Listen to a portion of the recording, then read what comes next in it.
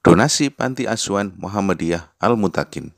Mari tunaikan amal terbaik Anda untuk mensejahterakan anak yatim dan para fakir miskin.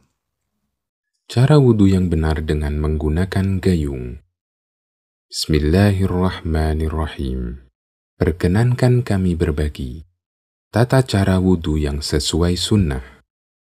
Wudhu bisa menggunakan keran, bisa juga menggunakan gayung. Kita akan membahas tata cara wudhu dengan menggunakan gayung. Praktek wudhu menggunakan wadah telah dijelaskan dalam hadis dari Humran pembantu Utsman radhiyallahu anhu.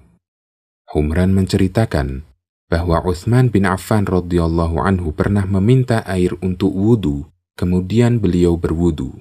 Beliau membasuh kedua telapak tangannya 3 kali, kemudian berkumur-kumur diiringi memasukkan air ke hidung, kemudian membasuh mukanya 3 kali, kemudian membasuh tangan kanan sampai ke siku 3 kali, kemudian mencuci tangan yang kiri seperti itu juga, kemudian mengusap kepala, kemudian membasuh kaki kanan sampai mata kaki 3 kali, kemudian kaki yang kiri seperti itu juga.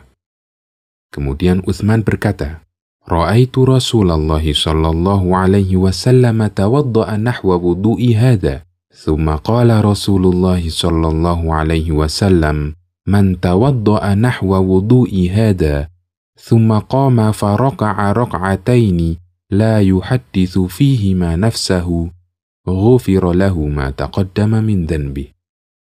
Aku melihat Rasulullah Shallallahu Alaihi Wasallam pernah berwudu seperti wuduku ini. Kemudian beliau bersabda, "Barang siapa berwudu seperti wuduku ini, kemudian dia sholat 2 rakaat dengan khusyuk, tidak memikirkan urusan yang tidak berkaitan dengan sholat, maka Allah akan mengampuni dosa-dosanya yang telah lalu." Ibnu Syihab berkata, ulama kita mengatakan bahwa wudhu seperti ini adalah contoh wudhu yang paling sempurna yang dilakukan seorang hamba untuk sholat. Hadis riwayat Bukhari dan Muslim. Dari hadis ini dan hadis lainnya, kita dapat meringkas tata cara wudhu Nabi Shallallahu Alaihi Wasallam sebagai berikut. Yang pertama, berniat dalam hati untuk menghilangkan hadas. Yang kedua, membaca basmalah, Bismillah. Yang ketiga, menuangkan air ke telapak tangan kanan dan digunakan untuk membasuh kedua telapak tangan sebanyak 3 kali. Yang keempat, mengambil air dengan tangan kanan, lalu dimasukkan dalam mulut untuk berkumur, dan dimasukkan dalam hidung sekaligus dengan 1 cidukan. Kemudian air tersebut dikeluarkan dengan menggunakan tangan kiri. Hal ini dilakukan sebanyak 3 kali. Yang kelima, membasuh seluruh wajah sebanyak 3 kali.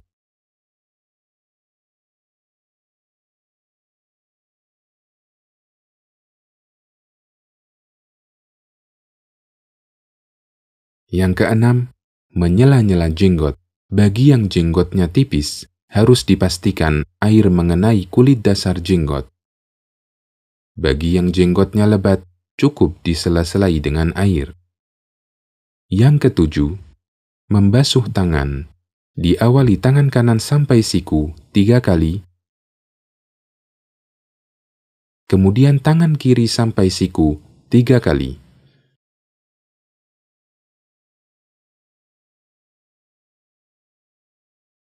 Yang kedelapan, mengusap kepala 1 kali dan termasuk di dalamnya telinga. Rasulullah Shallallahu Alaihi Wasallam bersabda, kedua telinga termasuk bagian dari kepala. Hadis riwayat Ibnu Majah disahihkan oleh Al-Albani.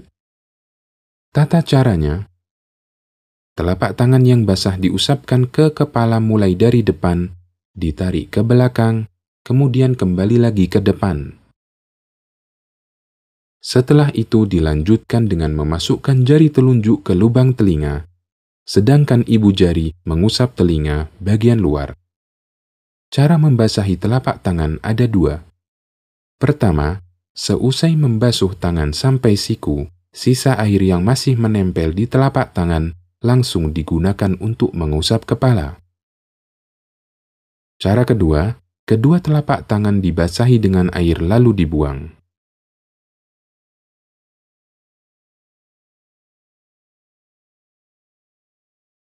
Yang kesembilan, membasuh kaki 3 kali hingga ke mata kaki dengan mendahulukan kaki kanan sambil membersihkan sela-sela jemari kaki.